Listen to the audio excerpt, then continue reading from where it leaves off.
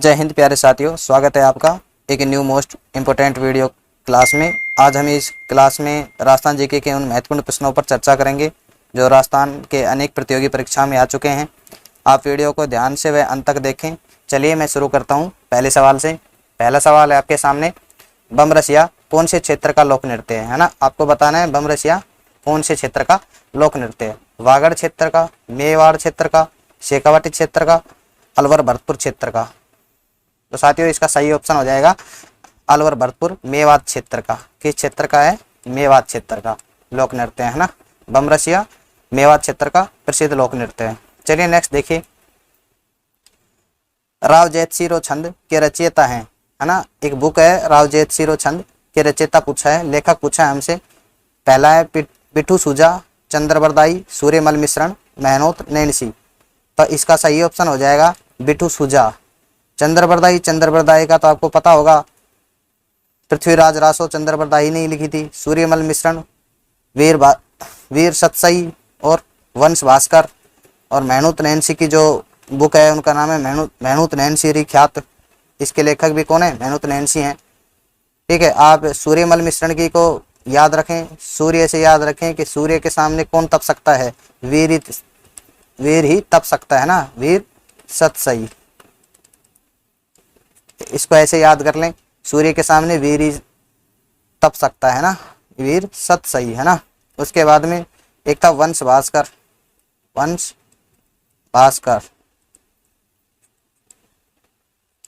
देखिए वंश भास्कर सूर्य का पर्यायवाची वंश होता है, ये भास्कर होता है। आप इसको ऐसे याद रख सकते हैं, सूर्य के पर्यायवाची भास्कर से इसको याद रख सकते हैं। चलिए नेक्स्ट देखिए, नेक्स्ट क्वेश्चन है, निम्नलिखित में से कौन सा कृषि जलवायु खंड क्षेत्रफलानुसार राजस्थान में सबसे बड़ा है? आपको बताना है कृषि जलवायु खंड क्षेत्रफलानुसार राजस्थान में सबसे बड़ा है। तो कौन सा होगा? Second A, second B, first C. तो इसमें सही आंसर हो जाएगा ऑप्शन डी, फर्स्ट सी। और इसमें सबसे बड़ा पूछा है तो फर्स्ट सी हो जाएगा है ना। और अगर हमसे सबसे छोटा पूछे तो सबसे छोटा कौन सा होगा? फोर्थ ए। कौन सा हो जाएगा साथियों? फोर्थ ए। राजस्थान को 10 कृषि जलवायु खंडों में बांटा है। कितने खंडों में? 10 कृषि जलवायु खंडों में बांटा है। नेक्स्ट देखिए, नेक्स्ट है टोक्यो पैरालंपिक्स 2021 में अवनी लखेरा ने किस स्पर्धा में स्वर्ण पदक जीता है ना। आपको बताना है पैरा ओलंपिक्स 2021 में अवनी लखेरा ने स्वर्ण पदक जीता। आपको बताना है किस में जीता है, किस स्पर्धा में जीता है ना। डिस्कन फेंक में, भाला फेंक में, शूटिंग में, ऊंची कूद में। तो साथियों आपको पता होगा कि अवनी लखेरा एक शूटर है ना। इन्होंने इस पैरा ओलंपिक में 2 पदक जीते हैं। कितने? 2 पदक। कौन कौन से? एक तो गोल्ड और एक कांस्य पदक। ये 2 पदक इन्होंने, अवनी लखेरा ने। इनका संबंध राजस्थान के जयपुर जिले से है। कहाँ से? ये राजस्थान के जयपुर जिले से है ना। इन्होंने 2 पदक जीते हैं, एक तो गोल्ड जीता है और एक कांस्य पदक जीता है। गोल्ड इन्होंने जीता है 10 मीटर एयर राइफल में।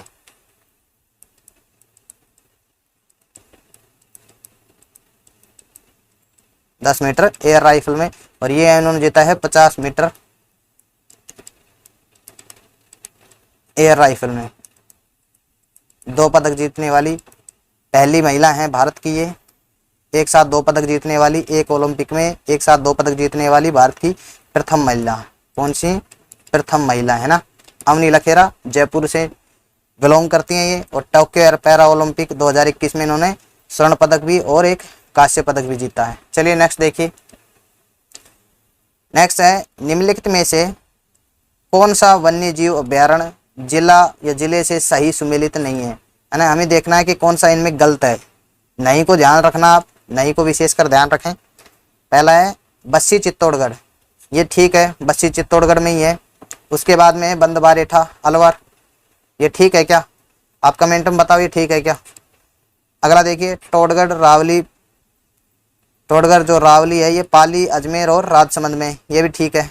4th ऑप्शन है फुलवारी की नाल, साथियों ये उदयपुर में। तो इसमें गलत ऑप्शन क्या है? तो साथियों ये जो बंदवारेठा है ये भरतपुर में है। कहाँ पे है? भरतपुर में। ये वन्य जीव अभ्यारण्य भी है और एक बांध भी है साथियों। क्या है? एक बांध भी है। दोनों हैं ये। बंदवारेठा के नाम से एक अभ्यारण्य भी और एक बांध भी है। चलिए नेक्स्ट देखिए। नेक्स्ट सवाल है सूची फर्स्ट का सूची सेकंड से मिलान कीजिए और नीचे दिए गए कूट का उपयोग कर सही उत्तर का चयन कीजिए। देखिए एक फर्स्ट सूची में हमें झील और बांध दिए हुए हैं और सेकंड सूची में हमें जिला दिया हुआ है कि कौन सा बांध किस जिले में स्थित है, हमें ये मिलान करना है ना। तो देखिए तालाब ए शाही साथियों, तालाब ए शाही कहाँ पे है? तो तालाब ए शाही धौलपुर जिले में है। कहाँ पे? धौलपुर जिले में। इसी प्रकार गैब सागर झील कहाँ है साथियों? तो गैब सागर झील डूंगरपुर में है। कहाँ पे? डूंगरपुर में। उसके बाद में कड़ाना बांध, तो साथियों कड़ाना बांध बांसवाड़ा में है। माही नदी पर कौन सा बांध है? कड़ाना बांध बांसवाड़ा में। उसके बाद में हेमावास बांध कहाँ पे है? पाली में। तो देखिए फर्स्ट में 3, देखिए फर्स्ट में 3 2 में है, तो ये 2 ऑप्शन पहले ही काट दें आप। अब 2 ऑप्शन बचेंगे हमारे पास में। तो चलिए देखिए फर्स्ट में 3 था, उसके बाद में सेकंड में 4th है। देखिए इसमें सेकंड में 4th आ गया 2 नंबर ऑप्शन में, और ये जो 4th नंबर ऑप्शन है इसमें सेकंड आ रहा है, तो ये हमारा गलत हो जाएगा और second number option B option सही हो जाएगा। नेक्स्ट चलिए। नेक्स्ट सवाल है निम्नलिखित में से कौन सा नस्ल पशुधन से सही सुमेलित नहीं है? देखिए साथियों एक तरफ नस्ल दी है, एक तरफ पशु दिया है ना, कि कौन सा पशुधन उसकी नस्ल से सम्मिलित नहीं है। हमें नई वाले को ढूंढना है ना, आप नई को ध्यान रखें। देखिए फर्स्ट है बरबरी बकरी, बरबरी बकरी है ना, ये सही है। चनौथर भेड़, ये चनौथर नस्ल है भेड़ की। इसी प्रकार लोही भैंस साथियों, लोही जो है ये भेड़ की नस्ल है। किसकी नस्ल है? भेड़ की नस्ल है। भैंस की तो मुर्राह नस्ल है और महसाना के लिए प्रसिद्ध है ना, महसाना की भैंस प्रसिद्ध है। महसाना कहाँ है? जयपुर में। और ये कांकरेज गोवंश, कांकरेज गोवंश की ही नस्ल है, ये सही है। तो हमारा गलत ऑप्शन क्या होगा? हमारा गलत हो जाएगा ऑप्शन सी, ये होगा लोही है जो भेड़ की नस्ल है। किसकी नस्ल है? भेड़ की है, और इसमें भैंस की दी हुई है, तो ये गलत हो जाएगा। नेक्स्ट चलिए। नेक्स्ट सवाल है आपके लिए राजस्थान में किसानों हेतु कृषि में आसानी के लिए कृषक कल्याण कोष, कौन सा? कृषक कल्याण कोष का गठन किया गया था। तो साथियों इसका गठन कब किया गया था? ये करंट से सवाल पूछा था, आर्थिक समीक्षा से जुड़ा हुआ सवाल था ये। तो आप ये बीच बीच में ना आप सवालों को ध्यान से देखिए और ये देखिए कि सवाल कहाँ से बन रहे हैं, है ना। आप इस चीज़ को ध्यान से देखें। ये देखिए ये आर्थिक समीक्षा से बना हुआ सवाल था, जिसमें कृषि प्रोत्साहन नीति जारी की गई थी 2019 को दिसंबर माह में। ठीक है, कौन सी? कृषि प्रोत्साहन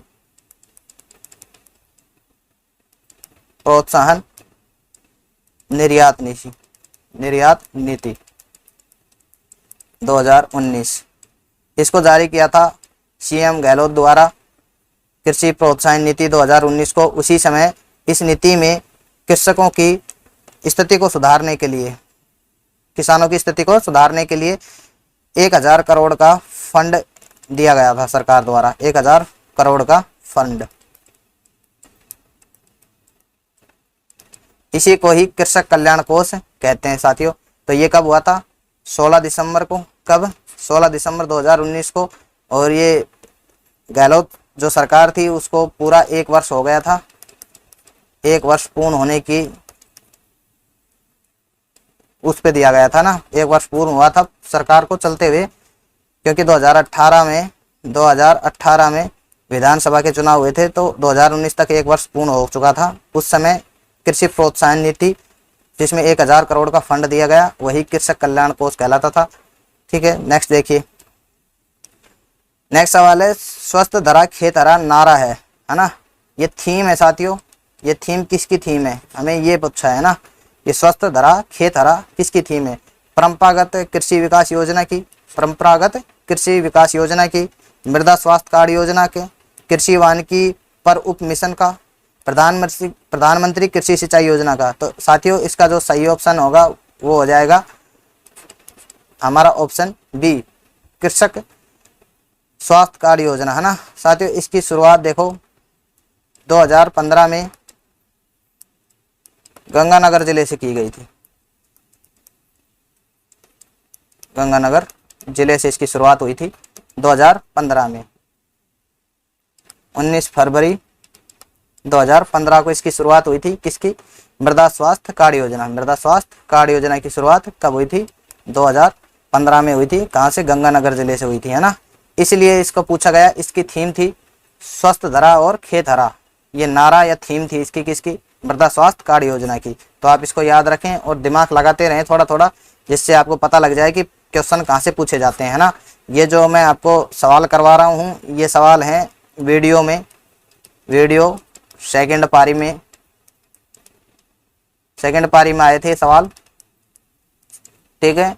2021 में दिसंबर के समथिंग इसका पेपर था, उसमें आए थे, जिसमें राजस्थान जीके के जितने सवाल थे मैं आपके सामने लेके आया हूँ। मैं हर वीडियो में आपके सामने ऐसे ही एक एक परीक्षा का जितने सवाल एक परीक्षा में राजस्थान जीके पूछे जाते हैं, उसके लिए मैं छोटा बड़ा जितना भी वीडियो बनता है मैं लेके आता हूँ। चलिए नेक्स्ट देखिए। डामोर जनजाति कौन सी साथी हो? डामोर जनजाति। डामोर जनजाति अधिकतर पाई जाती है। डामोर जनजाति अधिकतर पाई जाती है। तो डामोर जनजाति कहाँ पाई जाती है साथियों? तो कोटा बारा में नहीं, कोटा बारा में नहीं मिलेगी। भीलवाड़ा में नहीं, डूंगरपुर में मिलेगी। डूंगरपुर और बांसवाड़ा में। प्रतापगढ़ में नहीं। तो आप इसको कैसे लिखोगे, याद रखोगे? डामोर। देखिए डामोर जनजाति इक्वल टू करना डूंगरपुर से, है ना। डूंगरपुर, डूंगरपुर और बांसवाड़ा से। तो डामोर जनजाति कहाँ मिलेगी? देखिए डा से डूंगरपुर याद रखें आप, है ना। डामोर जनजाति डूंगरपुर बांसवाड़ा में। चलिए नेक्स्ट देखिए। रतवई लोक नृत्य संबंधित है। आपको बताना है रतवई जो लोक नृत्य है ये किससे संबंधित है? हाड़ौती क्षेत्र से, मेवात क्षेत्र से, मालवा क्षेत्र से या मेवाड़ क्षेत्र से? बताइए साथियों, कहाँ से सुमेलित होगा ये, कहाँ से संबंधित होगा ये? हाड़ौती क्षेत्र में किया जाता है रतवई नृत्य, या मेवात क्षेत्र में किया जाता है, या मालवा क्षेत्र में, या मेवाड़ क्षेत्र में? तो साथियों रतवई जो नृत्य है, रतवई नृत्य मेव जनजाति का नृत्य है। किस जाति का? मेव जाति का नृत्य, है ना। इसके अंदर क्या किया जाता है? महिला द्वारा हाथों में हरी चूड़ी धारण करती हैं, है ना। ऐसी हरी चूड़ी पहनकर ये नृत्य किया जाता है साथियों। कौन सा? रतवई नृत्य, है ना। कहाँ का प्रसिद्ध है? मेवात क्षेत्र का। मेवात क्षेत्र में अलवर और भरतपुर दो जिले आते हैं ना। चलिए नेक्स्ट। कौन सा लोक देवता ऊंटों का लोक देवता के रूप में जाना जाता है ना। हमें बताना है ऊंटों के लोक देवताओं के नाम से, उपनाम से जाने जाने वाला लोक देवता कौन सा है? तो साथियों कौन है? तो वो है पाबूजी महाराज। कौन है? पाबूजी।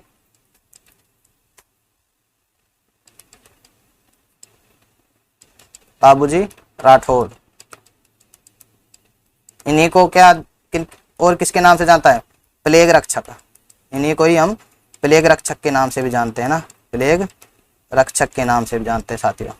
किसको? पाबूजी राठौड़ को। इनका जन्म कोलूमंड फलोदी जोधपुर में हुआ था। कहाँ पे हुआ था? फलोदी जोधपुर में। कोलूमंड गांव, फलोदी जोधपुर में। धांधल जी राठौड़ और कमला दे माँ के घर इनका जन्म हुआ था। किनका? पाबूजी राठौड़ का। जिंदराव खिच्ची से गायें छुड़ाते हुए ये वीरगति को प्राप्त हो गए थे दहचू गांव में। किस गांव में? दहचू गांव में। चलिए नेक्स्ट देखिए। इसका सही आंसर ऑप्शन डी, है ना, पाबूजी महाराज। आपको अगर इसकी पीडीएफ हमारे टेलीग्राम पर जाएं और वहां पे चैनल पे ज्वाइन हो जाएं और वहां से आप प्राप्त कर सकते हैं।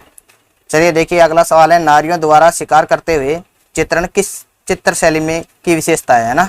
आपको बताना है नारियों द्वारा शिकार करते हुए चित्र किस चित्रकला शैली की विशेषता है। तो साथियों बताओ, जोधपुर शैली की है। जोधपुर शैली में किया जाता था क्या? नारियों द्वारा शिकार करते हुए चित्रण मिले हैं क्या? मेवाड़ शैली में, कोटा शैली में, या फिर उनियारा शैली में? तो साथियों इसमें सही ऑप्शन होगा कोटा शैली में। कोटा शैली में क्या किया गया था कि नारियों या रानियों द्वारा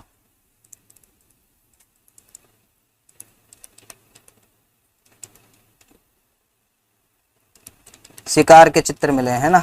शिकार करते हुए के चित्र मिले हैं, चित्र मिले हैं।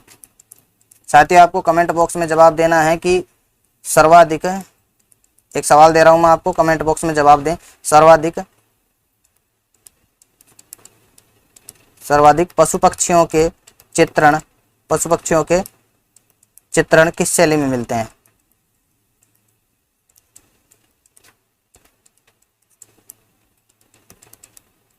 किस शैली में मिलते हैं? आप इसका जवाब दें कमेंट बॉक्स में। नेक्स्ट देखिए, नेक्स्ट है अधोलिखित में से कौन सा आभूषण गले में नहीं पहना जाता है? नहीं को फिर से ध्यान रखेंगे। देखते हैं, तिमनिया, आंवला, कांठला और मांदलिया। साथियों ये जो आंवला नृत्य, ये आंवला जो आभूषण है ये पैर में पहना जाता है। कहाँ पे पहना जाता है? आंवला जो है पैर में पहना जाता है ना, और ये बाकी गले में पहने जाते हैं। तो इसमें सही ऑप्शन क्या होगा? ऑप्शन बी हो जाएगा। नेक्स्ट देखिए, नेक्स्ट सवाल है सूची फर्स्ट का सूची सेकंड से सुमेलित कीजिए और नीचे दिए गए कूट का उपयोग कर सही उत्तर का चयन कीजिए। देखिए फर्स्ट सूची में हमें पुस्तक दी हुई है कुछ, और उसके आगे नेक्स्ट सूची में लेखक दिए हुए हैं, हमें इनका मिलान करना है ना। देखिए अमरकोश, तो साथियों अमरकोश को आप कैसे याद रखोगे? कौन है इनमें लेखक अमरकोश का? तो अमरकोश को आप अमर सिंह से याद रखें। देखिए अमर से कौन हो गए? दोनों सेम हो रहे ना। अमरकोश को अमर सिंह से याद रखिए। इसी प्रकार काव्य मीमांसा, तो साथियों काव्य मीमांसा राजशेखर की है। किसकी है? राजशेखर की।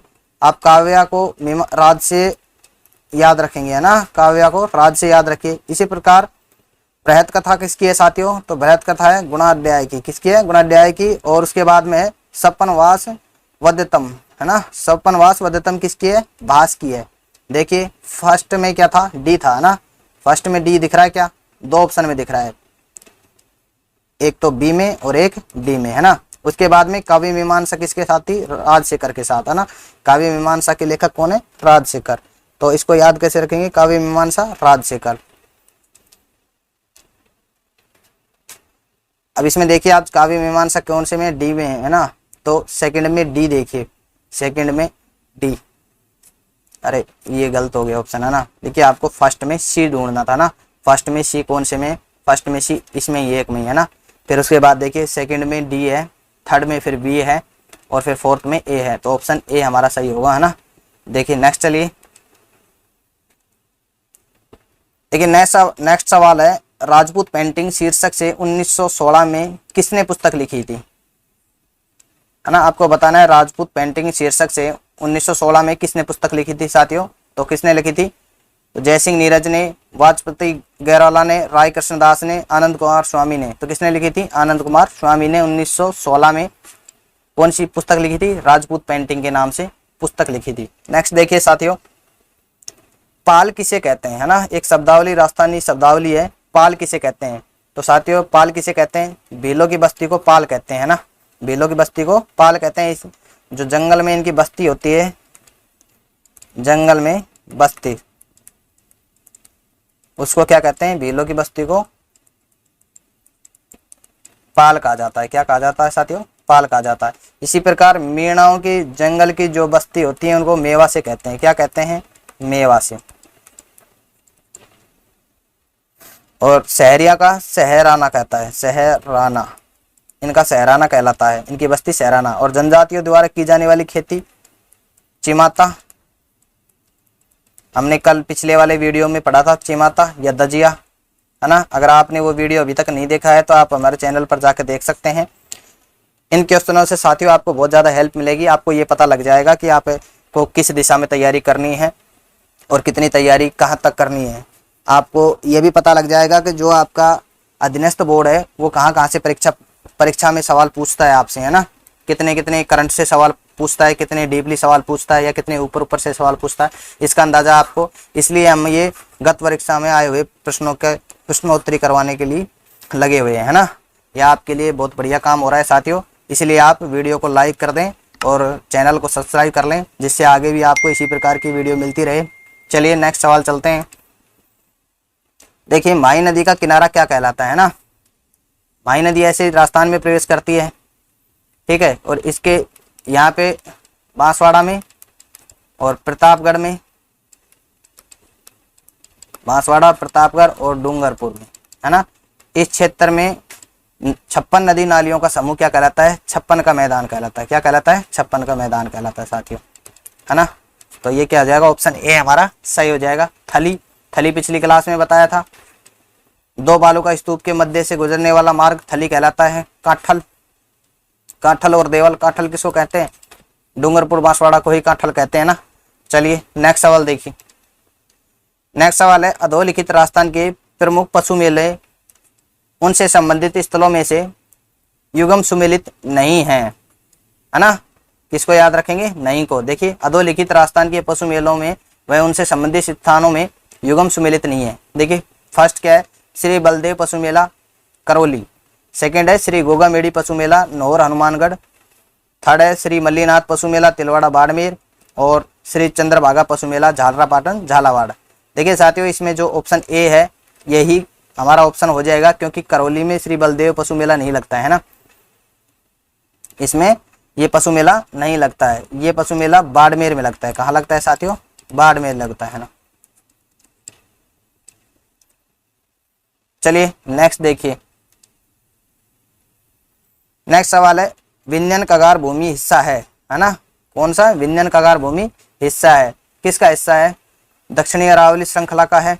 अरावली को हमने 3 भागों में बांटा, दक्षिणी अरावली, ये मध्य अरावली, ये उत्तरी अरावली है ना। मध्य, उत्तरी और दक्षिणी तीनों। तो क्या विंध्यन कगार भूमि क्षेत्र अरावली का हिस्सा है? नहीं है ना। इसी प्रकार उत्तरी अरावली श्रृंखला का, देखिए उत्तरी अरावली श्रृंखला का हिस्सा है क्या? नहीं है ना। दक्षिणी पूर्वी राजस्थान पठार का या माही बेसिन का, देखिए माही बेसिन अभी बताया था पिछले सवाल में, माही राजस्थान के नीचे से गुजरती है ऐसे, ठीक है। तो वहाँ पे विंध्यन कगार भूमि कहाँ पे है ही नहीं वहाँ पे, तो ये भी गलत हो जाएगा। ऑप्शन सही क्या होगा? ऑप्शन सी, दक्षिणी पूर्वी राजस्थान पठार, है ना।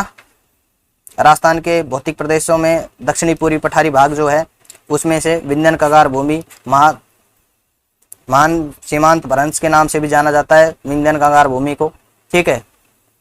तो ऑप्शन सी हमारा दक्षिणी पूर्वी राजस्थान हो जाएगा। नेक्स्ट सवाल चलते हैं। देखिए साथियों करंट से सवाल, ये भी करंट से ही सवाल पूछा गया था, आर्थिक समीक्षा से आया था ये सवाल जब, ठीक है। दिसंबर 2020 में राजस्थान की स्थापित विद्युत क्षमता के बारे में पूछा था। कितनी विद्युत क्षमता है ना राजस्थान में 2020 तक, दिसंबर 2020 तक राजस्थान में कितनी स्थापित विद्युत क्षमता थी? तो उस समय कितनी थी साथियों? 21,836 मेगावाट। कितनी थी? 21,836 मेगावाट। नेक्स्ट देखिए, पाशुपात नामक शैव संप्रदाय के प्रवक्ता है ना। आपको बताना है पाशुपात संप्रदाय के प्रवर्तक कौन थे? ईशान थे, शंकराचार्य, लकुलिश या माधवाचार्य। तो कौन थे साथियों? पशुपात संप्रदाय के प्रवर्तक कौन थे साथियों? लकुलिश थे। इसी प्रकार इसी संप्रदाय से संबंधित एक हारित ऋषि, कौन थे?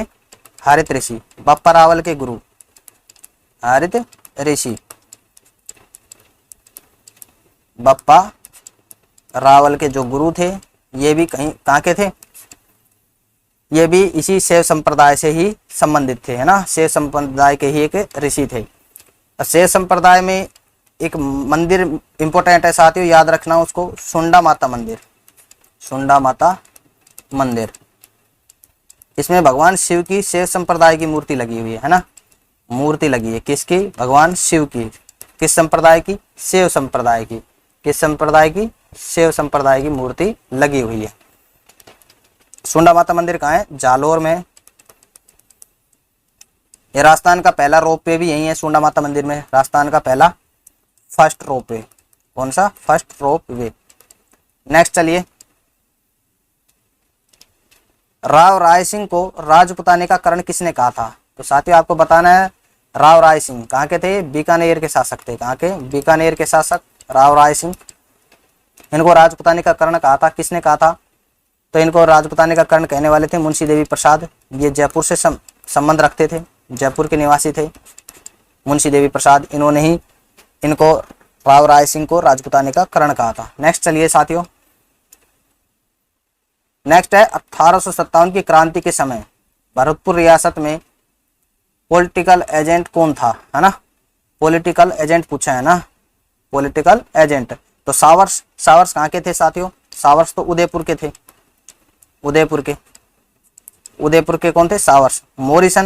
मोरिसन थे भरतपुर के, कहाँ के थे? भरतपुर के पॉलिटिकल एजेंट। बटन से याद रखेंगे, कोर्ट में बटन, है ना, बटन से कहाँ से याद रखेंगे। और मेसन कहाँ के थे साथियों? आप मेसन का बताओ मेरे को उसमें डाल के कमेंट में कि मेसन कहाँ के थे। चलिए नेक्स्ट देखते हैं साथियों। राज्य बजट भाषण 2021-22 में डीम्ड विश्वविद्यालय के रूप में Rajasthan institute of advance learning की स्थापना कहाँ रहने की घोषणा की गई है? तो साथियों ये भी करंट से जयपुर में की थी इसकी स्थापना। नेक्स्ट देखिए, मांड प्राचीन नाम था, किसका नाम था? प्राचीन नाम मांड के नाम से किसको जाना जाता था? प्रतापगढ़ को जाना जाता था, जैसलमेर को, करौली को, या बूंदी को? आप इनमें से बताना है आपको। तो किसको जाना जाता था मांड के नाम से? जैसलमेर को, है ना। चलिए नेक्स्ट देखिए, राजस्थान का स्थापना दिवस, है ना, क्या बताना है आपको? राजस्थान का स्थापना दिवस बताना है। 3 मार्च को आता है राजस्थान का स्थापना दिवस, या 23 मार्च को, 30 मार्च को, 31 मार्च को? तो साथियों राजस्थान का स्थापना दिवस 30 मार्च को आता है ना, 30 मार्च 1949 को। क्या हुआ था? राजस्थान की 4 बड़ी तहसील, 4 बड़ी रियासत, है ना, क्या 4 बड़ी रियासत किसमें? वृहद राजस्थान में शामिल हुई थी, इसलिए 30 मार्च को हम राजस्थान दिवस के रूप में मनाते हैं। वो 3 रियासत कौन सी थी? 4 रियासत, जैसलमेर, बीकानेर, जोधपुर, और एक थी जयपुर। ये 4 रियासतें थी साथियों जो वृहद राजस्थान में शामिल हुई थी। इसी में खुशी में हम 30 मार्च को राजस्थान दिवस के रूप में मनाते हैं। नेक्स्ट सवाल देखिए, नेक्स्ट सवाल है, राजस्थान में जिला आयोजक समिति में कुल कितने सदस्य होते हैं? तो साथियों उसमें कितने सदस्य होते हैं? 25 सदस्य होते हैं ना। इसमें जिला आयोजक समिति में कितने सदस्य होते हैं? 25 सदस्य होते हैं। नेक्स्ट देखिए, अजमेर राजस्थान का 6ठा संभाग कब बना? आपको संभाग में बताना है कि अजमेर है जो राजस्थान का 6वां संभाग कब बना, है ना। देखिए साथियों, ये जो संभाग बनाने की जो प्रक्रिया थी 1949 में शुरू हो गई थी। कब हुई थी शुरू? 1949 में, ठीक है। और 1962 में इसे फिर बंद कर दिया था मोहनलाल सुखाड़िया जी ने। किसने? मोहनलाल सुखाड़िया। उस समय तत्कालीन सीएम के पद पर थे ये मोहनलाल सुखाड़िया जी, है ना, सीएम थे। इन्होंने बंद कर दिया था। उसके बाद में 1987 में 26 जनवरी 1987 को जोशी जी ने इनको वह क्या किया, क्या पुनः चालू कर दिया, क्या संभाग व्यवस्था को, है ना, पुनः चालू कर दिया। उसके बाद में 1987 में 26 जनवरी 1987 में अजमेर 6ठा संभाग बना। तो ऑप्शन ए सही हो जाएगा। नेक्स्ट सवाल देखिए, राज्य महिला आयोग के अध्यक्ष पद पर कौन आसीन नहीं रही है ना। आपको ये बताना है कौन रही है। आप बताओ, राज्य महिला आयोग की स्थापना कब हुई थी? 1999 में की गई। कब की गई साथियों? 1999 में। पिछली क्लास आपने नहीं देखी शायद, आप पिछली क्लास देख लें जाके। पिछली वाली क्लास में बहुत अच्छे से बताया गया कि इसकी स्थापना कब हुई थी, इसका कार्य क्या क्या होता है ना, और इसके अध्यक्ष की नियुक्ति कौन करता है। देखिए साथियों, कांता कथूरिया, तारा भंडारी, लाड कुमारी जैन, गिरजा व्यास। तो साथियों इसमें जो गिरजा व्यास हैं ये इसकी सदस्य नहीं रही थी, ठीक है। तो ऑप्शन हमारा डी सही हो जाएगा। लाड कुमारी जैन इसकी फर्स्ट अध्यक्ष थी, है ना। फर्स्ट अध्यक्ष कौन थी? लाड कुमारी जैन इसकी फर्स्ट अध्यक्ष कौन थी? राज्य महिला आयोग की लाड कुमारी जैन। नेक्स्ट देखिए साथियों, नेक्स्ट है जिला आपदा प्रबंधन प्राधिकरण का अध्यक्ष कौन होता है ना। आपको ये बताना है। तो इसका जिला आपदा प्रबंधन प्राधिकरण का अध्यक्ष कौन होगा? तो होगा जिला कलेक्टर। कौन होगा साथियों? जिला कलेक्टर, है ना। चलिए नेक्स्ट देखिए, निम्नलिखित में से कौन सा कथन गलत है ना। आपको गलत कथन को ढूंढना है। इसमें राज्य के महाधिवक्ता की नियुक्ति उच्च न्यायालय के मुख्य न्यायाधीश द्वारा की जाती है।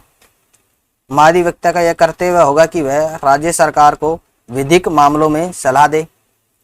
महाधिवक्ता राज्यपाल के प्रसाद पर्यंत पद धारण करेगा। महाधिवक्ता का पारिश्रमिक राज्यपाल द्वारा निर्धारित किया जाएगा। साथियों इसमें कौन सा गलत लग रहा है आपको? थोड़ा दिमाग लगाइए आप भी, बताइए। राज्यपाल के प्रसाद पर्यंत तक रहेगा या कुछ 6 वर्ष का रहेगा या 5 वर्ष का रहेगा, या सही है ये? इसी प्रकार पारिश्रमिक राज्यपाल द्वारा निर्धारित किया जाता है, तो साथियों ऑप्शन डी तो सही हो जाएगा। महाधिवक्ता राज्यपाल के प्रसाद पर्यंत तक ही पद पर रहता है, ये भी सही है। महाधिवक्ता का यह कर्तव्य है कि वह राज्य सरकार के विधिक मामलों से संबंध है साथियों कि सरकार का सरकारी वकील समझ लो आप इसको, है ना। किसको? महाधिवक्ता को। अटॉर्नी एडवोकेट कहते हैं इसको, अटॉर्नी एडवोकेट, ठीक है। इसी प्रकार राज्य के महाधिवक्ता की नियुक्ति उच्च न्यायालय के न्यायाधीश, साथियों ये गलत होगा क्योंकि इसकी नियुक्ति राज्यपाल करता है। कौन करता है? राज्यपाल करेगा। अटॉर्नी जनरल, अटॉर्नी एडवोकेटर की जो नियुक्ति कौन करेगा साथियों? महाधिवक्ता की नियुक्ति राज्यपाल करेगा, है ना। नियुक्ति कौन करेगा? राज्यपाल करेगा। तो ऑप्शन ये गलत होगा, ये बाकी सही है ना। ऑप्शन ए हमारा हो जाएगा। नेक्स्ट सवाल देखिए। नेक्स्ट सवाल है राजस्थान विधानसभा में कितने पद अनुसूचित जनजाति हेतु आरक्षित है ना। तो साथियों इसमें ऑप्शन बी 24 पद, इसमें कहीं कहीं 25 भी आता है साथियों, आप देख लेना 24 या 25 में से कोई एक होगा ना। मेरे को इसमें 25 ऑप्शन लगता है। क्या लगता है? 25। बाकी आप देख लें, इस परीक्षा में 24 को सही माना था। तो विधानसभा में कुल अनुसूचित जनजाति के कितने आरक्षित पद है? 24 या 25। 24 या 25, आप इन दोनों में से याद रख लें। साथियों अगर आपको वीडियो थोड़ा सा भी अच्छा लगा हो तो आप वीडियो को लाइक कर दें और चैनल को सब्सक्राइब कर लें ताकि ऐसे वीडियो आपको आगे भी मिलते रहें, ठीक है। और तब तक के लिए धन्यवाद।